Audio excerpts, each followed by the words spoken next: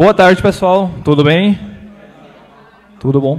Bom, me chamo Daniel Paz. Eu sou especialista em SEO técnico, programação web, WordPress.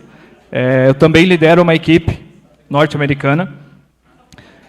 Minha autodescrição é: eu sou branco, tenho cabelo preto, um cavanhaque preto também. Estou vestindo uma polo do WP Lite, que é o meu curso de otimização de sites com foco em Core Web Vitals, que é justamente o assunto que eu vou falar hoje. Então, vamos lá. Primeiro de tudo, quero falar aqui sobre qual é o assunto, tá? Então, desvendando os segredos dos Core Web Vitals, como melhorar a performance e ter o sucesso de um site na internet. E, para começar, agradecer primeiro o pessoal da Talk Floripa pela realização, do apoio da Uniavan e também os patrocinadores, a EPI Forcon, Somaxi, Tartelier Confeitaria e Synapses Smart Office. Vamos lá. Quem é Daniel Paz? Bom, sou natural do Rio Grande do Sul, sou casado, pai de 2 pets, a Julinha e a Estrela. Sou workaholic, viciado em trabalho, infelizmente. Minha esposa está lá atrás, pode confirmar isso. Sou um dos top especialistas do WordPress do ano de 2022, na última avaliação da Cloudez. Professor, consultor, mentor de SEO técnico, Core Web Vitals e, nas horas vagas, também desenvolvedor WordPress. Tenho um canal no YouTube chamado WP Alta Performance, onde eu falo tudo sobre marketing digital, otimização, SEO e tudo relacionado. E eu também presto serviço de mentoria e consultoria para empresas, agências que precisam realizar aí uma otimização de Core Web Vitals, que é o assunto que nós vamos entrar agora. Então, qual é que é a importância de ter o seu negócio nas primeiras páginas do Google? Eu tenho um caixão aqui na tela, vocês podem estar achando estranho isso, mas é que tem um ditado famoso, não sei se alguém aqui já ouviu, mas o melhor lugar para esconder um cadáver é na segunda página do Google. Quem já tinha ouvido essa frase aí? Já tinha ouvido? Ó, tá legal. Então, beleza, pessoal. Nova era, tá? O SEO muda muito. Todo ano tem atualização do Google. Todos os dias tem atualização do Google. Atualizações grandes. A moeda da vez é a experiência. E o mais importante é como você se sente ao navegar em um site na internet. Então, aqui entra uma virada de jogo, digamos assim, para quem está fazendo o SEO com foco em experiência do usuário e para quem está fazendo SEO com foco no robô do Google. A onda agora não é mais o robô, a onda agora é o usuário, e o Google só tomou essa iniciativa porque os usuários começaram a se preocupar mais com isso. Qual é que é o conteúdo que eu quero, mas eu quero o mais rápido possível, eu não tenho tempo, eu estou no metrô, eu estou eu estou num evento, eu quero acessar rapidamente uma informação, então quem me entregar essa informação mais rápido é quem eu vou consumir conteúdo. Então, para entender sobre Core Web Vitals, pessoal, é necessário a gente voltar um pouquinho no tempo, tá? Então, essa atualização, ela começou em 2020, mas teve sinais de que isso ia acontecer no passado. Então, lá em 2010, a gente começou com o Google Places. Então, o pessoal começou a ter o seu negócio na internet. Vocês devem procurar hoje no mapa como localizar digamos assim, como chegar a um determinado local. Provavelmente estão utilizando o Google Places para isso. 2014, com a onda do e-commerce, surgiu o SSL. Então, a certificação SSL passou a ser obrigatória para todo site que é e-commerce. Depois, 2015, começou, então, Mobile First Index, que é o Google começa a indexar primeiro os resultados no celular, depois no computador. Aqui começou, na verdade, o movimento. Tá? Então, de 2015 a 2018, teve aqui uma onda do AMP, do Accelerated Mobile Pages, foi uma tecnologia do próprio Google para melhorar a experiência do usuário que acessava o site. Então, quem construía um site também teria que construir na versão AMP, que aí nas conexões mais lentas, 3G, 4G, iria carregar a partir dessa tecnologia. Depois, pessoal, temos a pesquisa por voz, em 2019, 2020, os Feature Snippets, aqui começou já os Core Web Vitals, 2021 entrou Core Web Vitals para mobile. Eu já vou falar um motivo aqui no próximo slide. Então, 2022 começa Core Web Vitals para desktop e em seguida nós temos aqui em 2023 já mudanças com remoção do Time to Interactive, que era uma métrica que existia, que era basicamente quanto tempo total o site demorou para carregar. Então, Terminou de carregar tudo, eu não tenho que carregar mais nada, esse era o Time to Interactive, ele não é relevante, então ele foi removido. E aí nós temos agora para 2024 a substituição do FID pelo INP, o INP, Interaction to Next Page. 2025 aqui, na verdade, mais uma piadinha para quem é do mercado de SEO, que é o famoso depende. Porque depende o que o Google vai fazer, depende o que o Google vai fazer no próximo update. Vamos lá. Então, Core Web Vitals, tá? São 4 fatores, performance, acessibilidade, melhores práticas e SEO. Porém, a gente vai abordar muito mais aqui o fator performance, porque hoje é o que é levado em consideração para conseguir a validação do site pelo Google, tá? Então, algumas curiosidades para começar, pessoal. Eu gosto de começar por esse assunto aqui, porque tem muita dúvida sobre esse assunto e as curiosidades já tiram um pouco dessas dúvidas. Então, primeiramente, os dados eles são coletados através do Google Chrome, tá? E todos os navegadores baseados no Chrome. Então, por exemplo, no Safari não tem coleta dos dados de Core Web Vitals. Porém, o Safari também coleta dados de experiência, tá? Ele só vai medir isso de outra forma e não vai ter um impacto direto no Google, mas tem um impacto no Safari. Assim como o Facebook também mede esses dados, o Google Ads também mede esses dados, e tudo isso afeta para quem faz anúncio, para quem tem um site. Quem tem um site na internet, hoje precisa focar em experiência. Então a medição ela é diferente em computador e celular, que depende do processamento, depende do peso, depende da conexão, depende da região, tem vários fatores. O resultado ele é sempre a média da experiência, e eles não afetam diretamente o navegador Safari, já coloquei ali, e não é um fator de ranqueamento e classificação. Aqui é que pega, porque muitas pessoas pensam, se não é um fator de ranqueamento, não é um fator de classificação, então para que eu vou otimizar isso aí? Isso aí não vai ter impacto nenhum.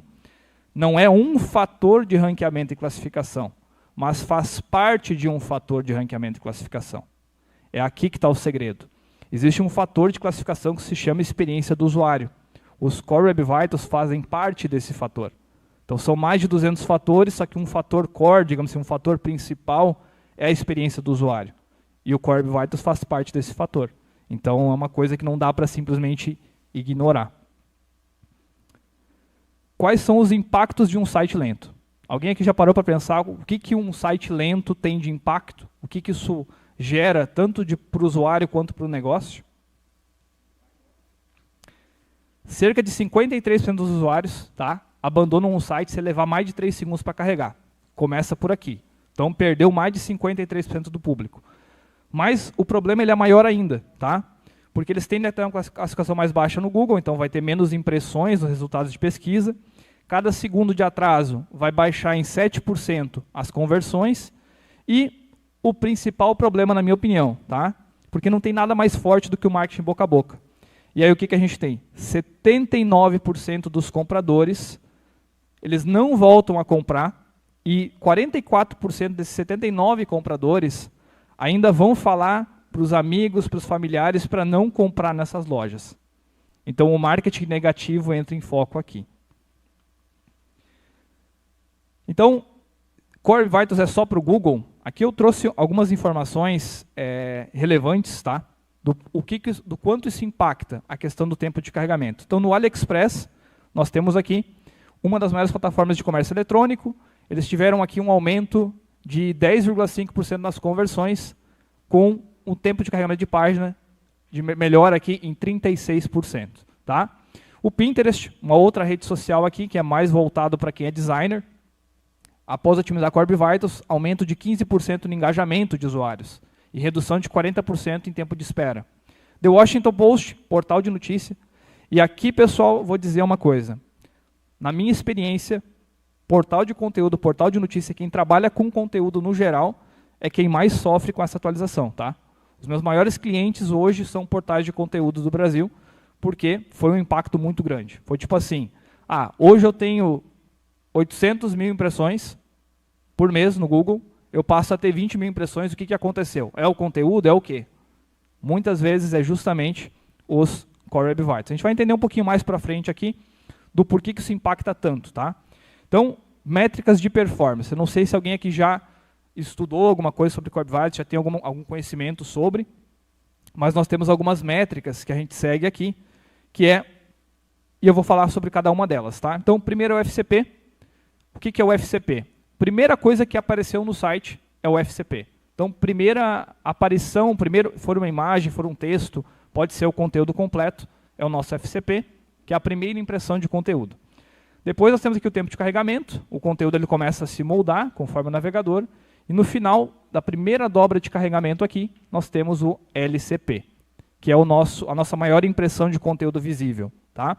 É importante entender o que é esse FCP, o que é esse LCP, e mais algumas métricas, vamos falar mais para frente, para entender também como é feito esse cálculo de pontuação.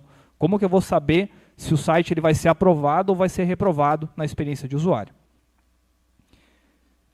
Então nós temos depois o CLS, tá? O CLS é bem interessante também, porque não é uma métrica relacionada a tempo de carregamento, a performance, mas é relacionada à estabilidade visual. Sabe quando você vai ler um conteúdo, abrir uma notícia e de repente aparece um banner na tela e você perde a leitura, você já não sabe onde estava, você ia clicar em algum elemento, você não clica mais, você se sente completamente perdido. Esse é o CLS. E tem uma medição, tá? Para cada movimento que acontece na tela, vai contabilizando. Um CLS acima de 0,1 já é um problema e já não consegue mais validar no Score Web Vitals. Trouxe um exemplo aqui, como é que acontece na prática, tá? Vamos supor que eu fosse clicar no menu aqui. Opa, o menu foi aqui para baixo. Opa, o menu foi aqui para cima. Opa, começou a carregar um vídeo. Então, essa instabilidade visual na tela aqui causa uma frustração para o usuário. O Google hoje mede essa frustração e essa frustração vai fazer com que o seu site não seja validado na experiência de página que tem como base o Score Web Vitals. Então, nós temos aqui, pessoal, laboratório e crux, tá? Então, não significa, eu vou falar um pouquinho mais para frente sobre ferramentas, como você pode testar o site para saber se ele está legal, se ele não está, o que eu posso melhorar. Nós temos aqui duas formas diferentes de ver os dados, tá? Temos aqui laboratório, que é o que a ferramenta vai nos trazer de informação, e nós temos também o crux, que é o Chrome User Experience Report. O que é essa ferramenta? Essa ferramenta ela vai medir a experiência que os usuários têm, vai ter base na região, vai ter base na conexão, no tipo de dispositivo, e aí ela vai dar uma média geral. Para passar nisso aqui, eu tenho que ter 75%, pelo menos, em cada uma das métricas. Tá? Então, 7,5 é a nota mínima para cada um desses fatores aqui. Aí vai entrar LCP, FID, CLS, o INP, que vai entrar em 2024, o FCP e o TTFB. Então, como testar? Quem já conhece alguma dessas ferramentas aqui, tem o Google Search Console. Essa aqui é a principal de todas, porque vai dar os dados de experiência reais, tá? O que realmente está acontecendo com quem acessa o teu site. Temos o PageSpeed Insights, que é uma ferramenta de laboratório, webpagetest.org, Lighthouse, tá? E falando aqui um pouquinho, pessoal, o Lighthouse ele é um motor, tá? Então, todas as ferramentas que eu estou mostrando aqui, todas elas são baseadas no Lighthouse. E aí temos a Debug Bear e a Run Vision. Essas duas ferramentas aqui, elas são mais caras, elas não são gratuitas, porém o que elas fazem?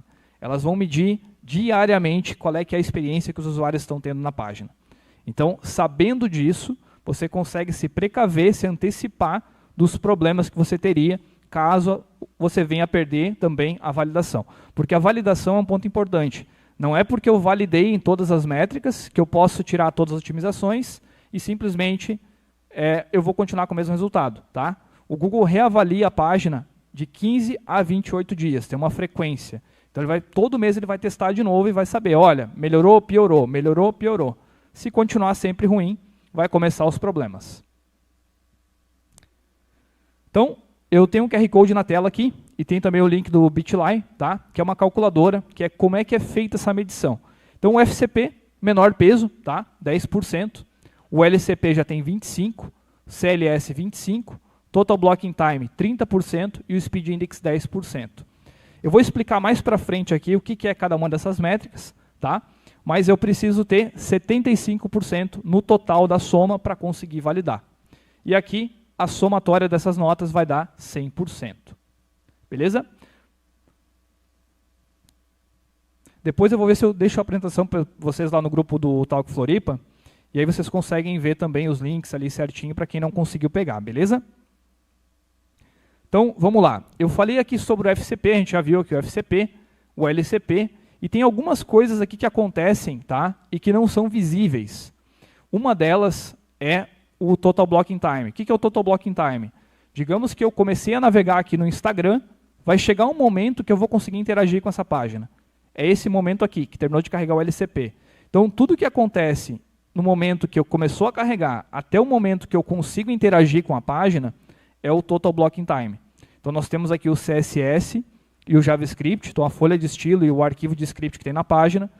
Esse tipo de arquivo, ele é render blocking, então ele gera um bloqueio de renderização. Enquanto isso não terminou de carregar, eu não consigo interagir com o site.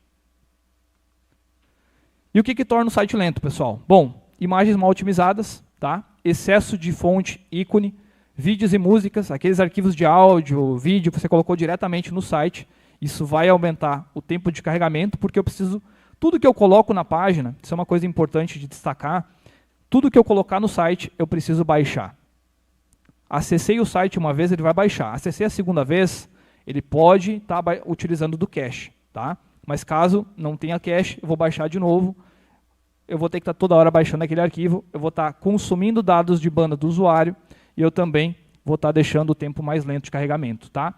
Inclusive para recurso externo. Então, se eu tenho lá Pixel do Facebook, Google Analytics, Tag Manager, isso também aumenta o tempo de carregamento. Então, técnicas de otimização de performance. Vamos lá, o que eu posso fazer para melhorar? Uma das coisas que eu posso fazer, não sei se vocês já perceberam, às vezes você abre um site, as primeiras imagens estão na tela, começou a navegar no site, algumas imagens ainda estão carregando, tá? Isso aqui é uma técnica que a gente faz para otimizar o tempo de carregamento. Porém, quando você começou a navegar, scrollou a tela e continua carregando, é sinal que tem uma falha na otimização, tá? A forma correta de aplicar essa técnica é, eu carrego instantaneamente tudo que está na primeira parte, tudo que está na segunda eu carrego enquanto o usuário está navegando. Então, comecei a scrollar, o correto é o usuário não perceber que isso aconteceu. Eu já tenho as imagens carregadas aqui no final. Isso é a forma correta. Beleza? Então, otimização de imagens, temos aqui a questão de formato e peso. Então, eu vejo muitas pessoas, eu vou usar PNG porque tem mais qualidade. Mas PNG tem 2, 3, 4 vezes o peso de uma imagem JPEG. Então, JPEG no geral, SVG para logotipo e ícone e o formato queridinho do Google, que é o WebP. Tá?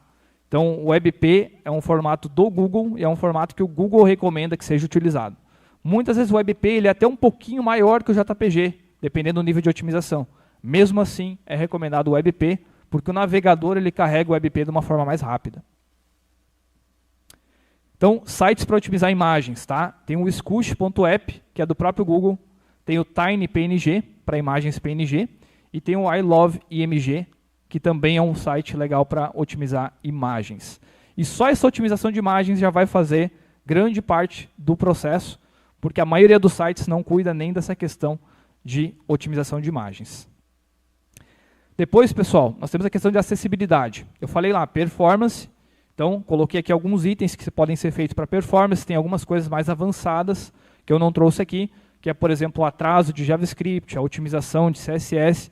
Então, tem algumas coisas que a gente consegue fazer a mais para melhorar o tempo de carregamento. E aí entra a questão de acessibilidade. Tá? Isso aqui ainda não é levado em consideração para validação, mas é um fator que faz parte e que vai entrar também na validação. Aqui eu trouxe algumas dicas, tá, que vai fazer vocês passarem 90% dos problemas que tem. Então, tamanho de fonte, no mínimo 12 pixels.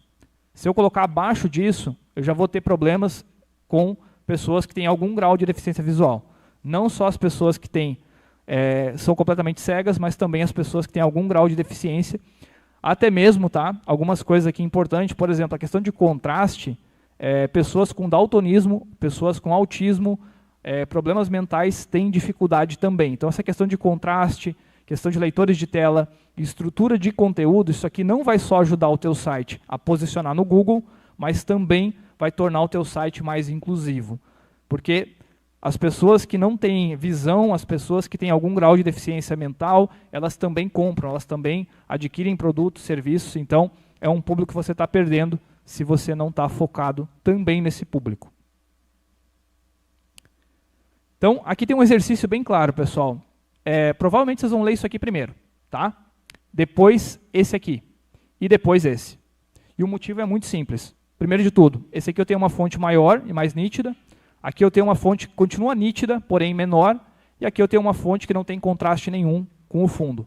Então, é exatamente esse aqui o problema. E uma das coisas mais fáceis de corrigir, digamos assim. Porque, basicamente, você precisa olhar qual é que é a cor que eu tenho de fundo, qual é que vai ser a cor do meu texto. Eu consigo ler? Uma pessoa que tem deficiência visual, algum grau de deficiência, consegue ler?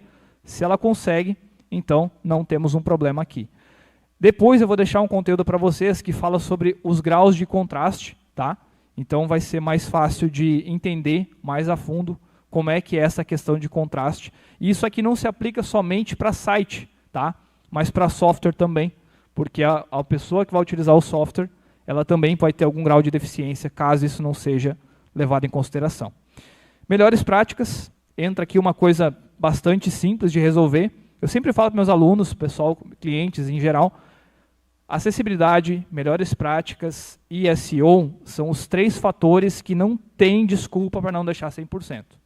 Performance é o mais difícil. Agora os outros é muito fácil. Tá? Por que é fácil?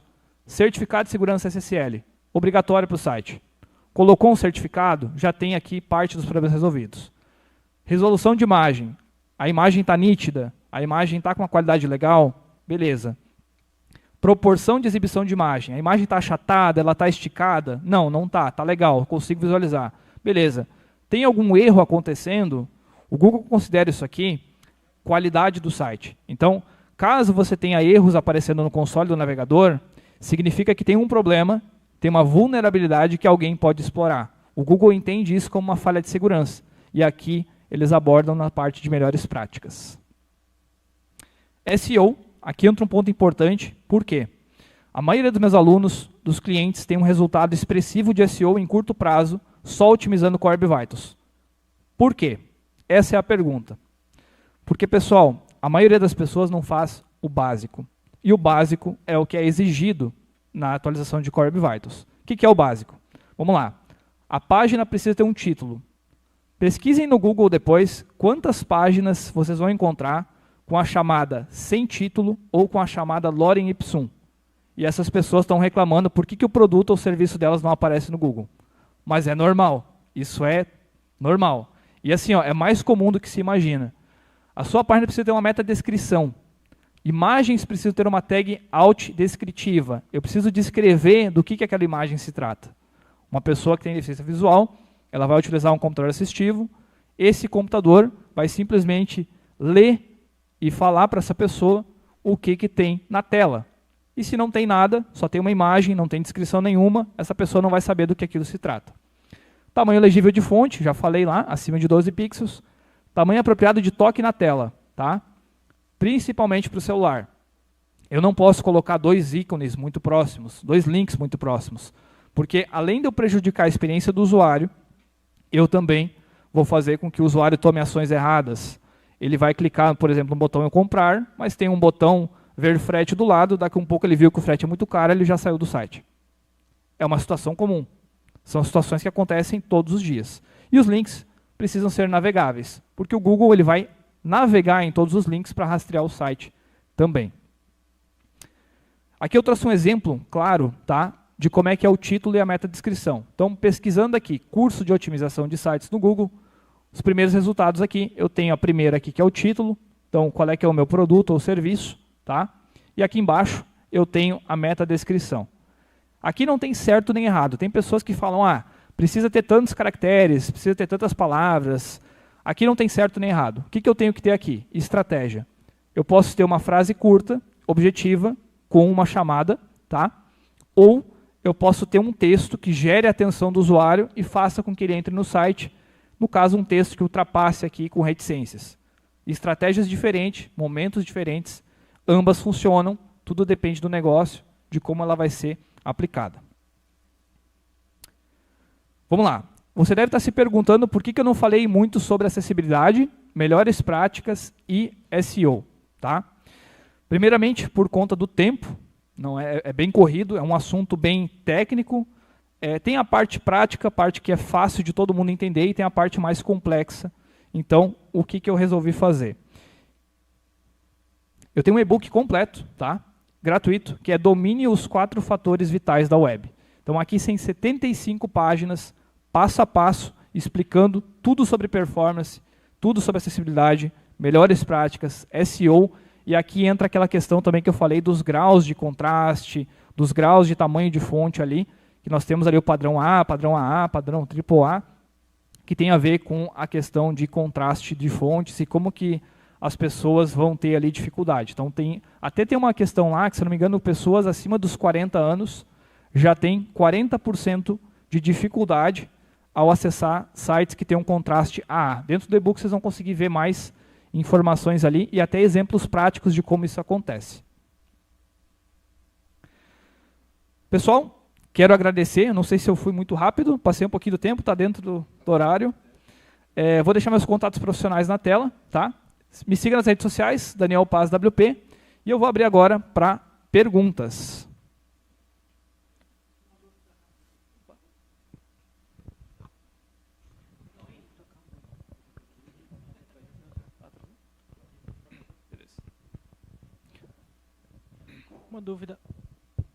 Uma dúvida rápida aí.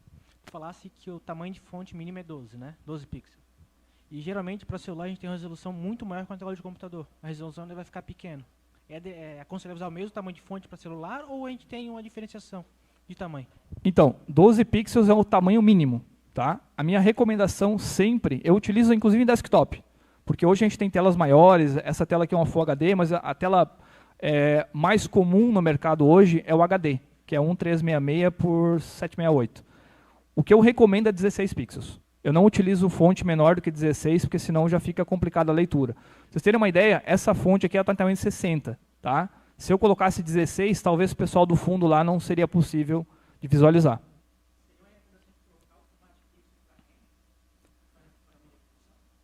Isso ajuda bastante na questão de responsividade, que é um fator importante em relação ao INP também. O INP, eu não sei se eu tenho exemplo aqui, posso ver se eu acho aqui depois aqui no computador. O que é o INP? Ele vai medir a estabilidade visual, mas também o tempo de interação. Então, hoje tem uma métrica aqui, até posso... Vou ver se eu tenho um slide aqui depois sobre isso, de uma outra apresentação que eu fiz. Que o que acontece? Foi para clicar no menu, para abrir uma imagem, para trocar um slide, qualquer coisa do tipo. Tem um tempo até o JavaScript responder e executar essa ação. Esse tempo agora é calculado. Então, se todas as interações que eu tenho na página forem acima de 100 milissegundos, eu já não vou conseguir aprovar em Core Web Vitals a partir de março de 2024. Mais perguntas? Opa. Referente ao SEO, seria uma boa prática fazer a página HTML carregar no back-end para diminuir o tempo de interação com a página? É uma estratégia que tem empresas que utilizam, tem empresas que não utilizam. Qual é que é o ponto? Tá? O conteúdo, independente da tecnologia, estou usando Java, estou usando Python, estou usando, sei lá, React, qualquer tecnologia que eu for utilizar, no final vai ser o mesmo resultado. Então, independente do que eu vou colocar para carregar na tela, o final é sempre HTML, CSS, JavaScript. Então, se eu não tenho que fazer conexões para fazer consulta no banco de dados ou coisa do tipo, obviamente vai ser mais rápido. Só que aí entra a questão do cache. Eu posso armazenar tudo em cache e exibir isso de forma estática para o usuário. O usuário não sabe que isso foi consultado antes. Inclusive, é a estratégia que eu utilizo em e-commerce. Se eu tenho todos os produtos, vai ter a mesma cabeçalho, vai ter o mesmo rodapé, vai ter as mesmas características, digamos assim. Eu não preciso fazer a consulta várias vezes. Eu posso fazer uma consulta uma vez só e ir reutilizando conforme os usuários vão acessando. São técnicas mais avançadas de otimização. Eu vou mostrar rapidinho para vocês aqui sobre o INP, pessoal. Só deixa eu trocar aqui na tela, que pelo que eu vi ali tem um tempinho a mais. Tá? Então eu vou mostrar para vocês rapidinho. Então deixa eu só conectar aqui. INP. GIF. Vou usar o próprio Google, inclusive, porque tem aqui uma imagem que vai falar um pouquinho sobre como é que vai ser essa atualização, tá? Quem tem um site provavelmente já recebeu essa informação, mas é o seguinte. Vou ver, apareceu F12.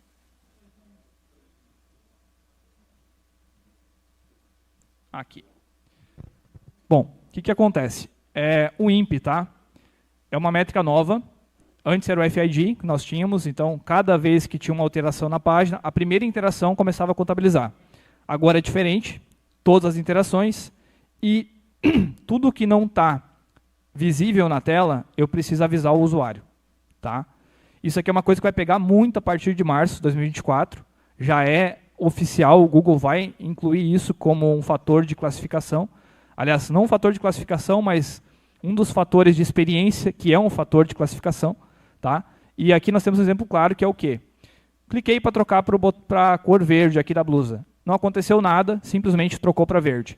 Isso aqui é tido como poor responsiveness, ou uma baixa responsividade. Tá?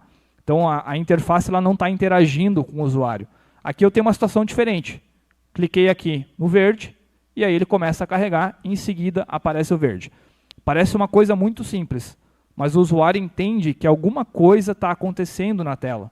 E isso aqui faz parte da experiência do usuário. Então, quem quer entender um pouquinho mais sobre INP, que é essa métrica nova, que é o Interaction Next Paint, ele tem a ver com a responsividade, então o que eu tenho aqui de interação, e quanto tempo a interface responde.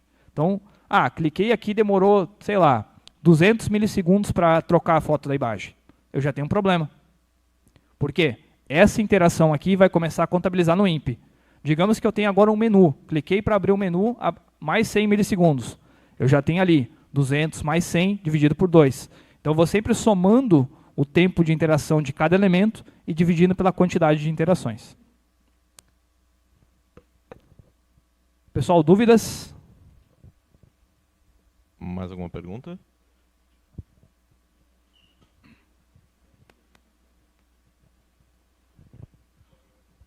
Boa tarde. Uma dúvida, esses ferramentas para criação de site, meio que pronto, Canva, ou e-commerce, que é o Nuvem Shop, Shopify, enfim, eles estão utilizando essas métricas, enfim, ou não? Ou não é legal usar? Qual seria a tua opinião sobre isso? Algumas ferramentas já estão trabalhando com isso, a maioria não, porque é algo muito complexo de fazer se tu não tem acesso ao código. Então, por exemplo, assim, se eu consigo mexer na forma como é criado o template, eu consigo otimizar. Se eu não tenho acesso ao código, eu não consigo fazer isso. Então, eu fico dependente de uma plataforma de terceiro. Então, hoje, eu trabalho com WordPress, mas, por exemplo, o Magento dá para otimizar, OpenCart dá para otimizar. Qualquer plataforma CMS que tu tenha, ou até mesmo framework que tu consiga mexer no código, tanto no HTML quanto no CSS, no JavaScript, você consegue otimizar. Inclusive tem um projeto, até posso mostrar para vocês em seguida, que a gente fez um trabalho de otimização, a gente teve um resultado espetacular, porque foi uma otimização de Core Vitals de um portal em Laravel. E o que a gente fez? A gente começou a atrasar os anúncios que tinha no site. Atrasar tudo aquilo que impactava no tempo de carregamento e conseguiu ter um resultado aí bem legal, porque aumentou em torno de 30% a 40% a quantidade de impressões na busca, que impactou um aumento de 50% no aumento de cliques. Então é um site hoje que tem aí, acho que alguns milhões de visualizações. Eu vou mostrar rapidinho aqui, pessoal, para fechar, como é que essa informação é vista no Search Console, tá?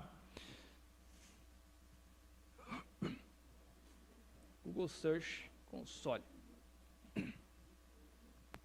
Então essa ferramentinha do Google aqui é essencial para quem tem um site, para quem tem um negócio na internet. É aqui que a gente consegue ver os dados de usuário, tá? Então vamos lá, deixa eu pegar um projeto aqui. Um que eu tenho autorização para mostrar, tá? São vários, mas alguns eu não tenho autorização, então...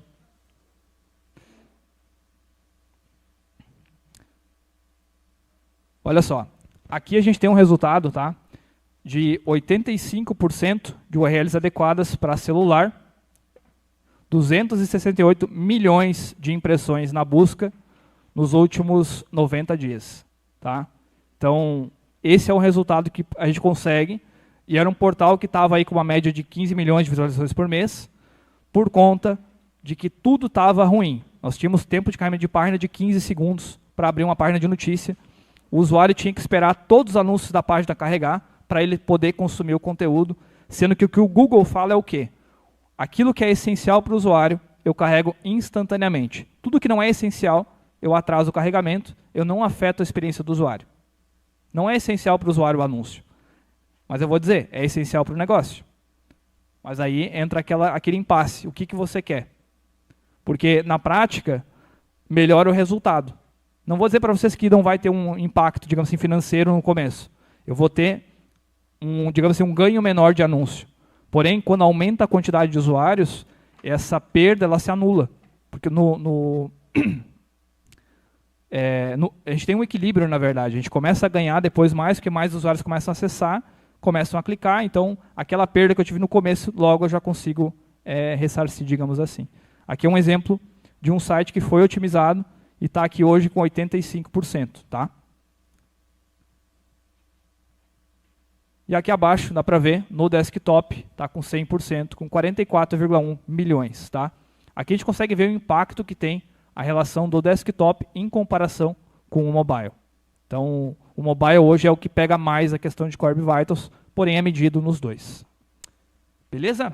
Pessoal, muito obrigado.